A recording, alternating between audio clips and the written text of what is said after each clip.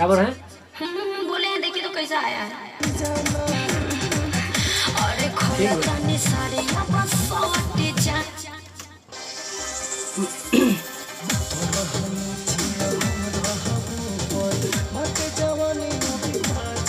उसमें टाइमिंग नहीं मिलेगा, आपको बीच में बोलना पड़ेगा। हाँ ठीक है।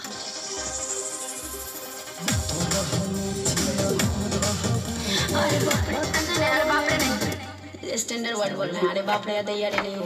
एक वर्ड, एक वर्ड। हाँ।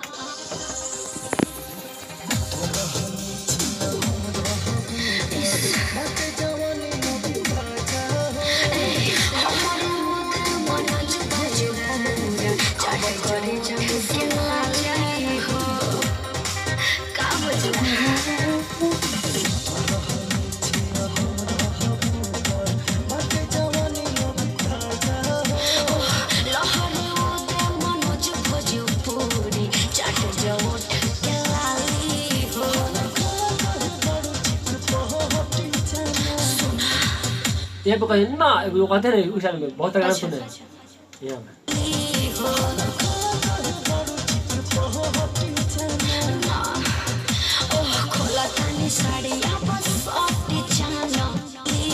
यहाँ पे अच्छा नहीं लगेगा ना, क्योंकि लड़की भी खोल रही है तो उसको बोलेगी सुना कान में नहीं बोलती है सुना। अच्छा हाँ।